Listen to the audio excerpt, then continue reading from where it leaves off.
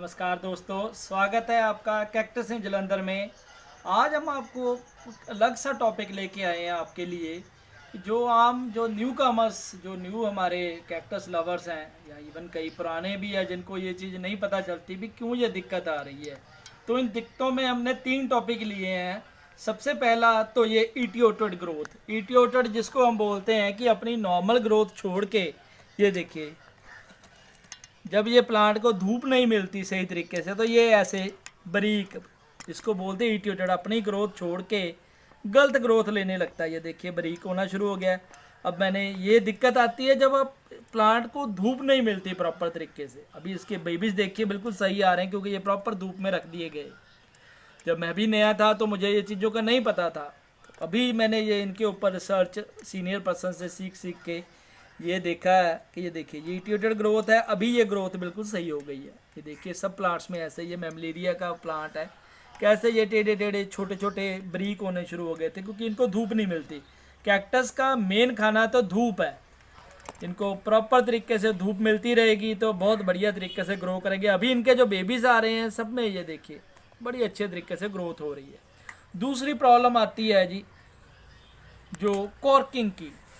देखिए जितने ये पुराने प्लांट्स होते हैं, ये प्लांट अभी कम से कम 35 साल पुराना प्लांट है, एस्ट्रोफाइटम एस्टीरियस। देखिए फ्लावरिंग स्टेज पे अभी इसके फ्लावर भी आने लगे हैं। प्लांट में कोई प्रॉब्लम नहीं है। लोग कहते हैं कि ये जैसे आम आदमी के बुढ़ापे में झुर्रियाँ आने लगती हैं, ऐसे ही ये प्लांट्स जितना मेच्योर प्लांट होगा ये ऐसे ही कॉर्किंग होने लगेगी। देखिए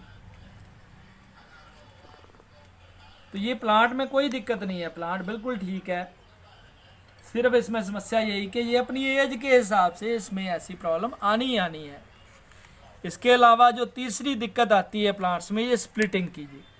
ये देखिए मैं दिखाता हूँ आपको। ये जैसे ये एस्ट्रोफाइटम एस्टीरियस है, प्लांट में कोई दिक्कत नहीं है, स्प्लिट हो रखा है।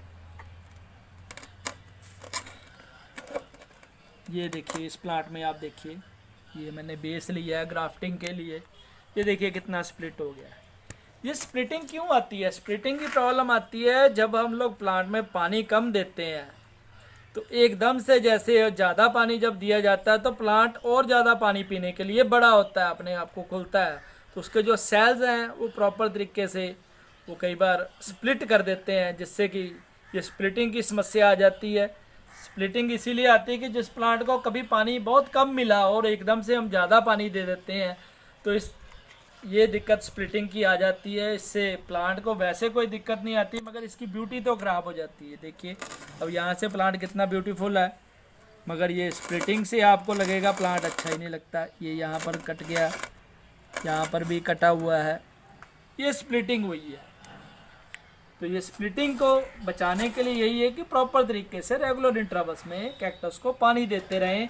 जब ये ऊपर की सोइल आपको सूखी नज़र आए तो इसको पानी ज़रूर दिया जाए, और जब भी पानी देना है प्रॉपर भरपूर तरीके से, जितना पॉट का साइज़ है उससे थोड़ा ज़्यादा पानी एक बार में ज़रूर दें। जब पानी नीचे से पॉट के जो होल्स हैं उसमें से बाहर निकल जाए तब तक आप इसको पानी ज़रूर दें।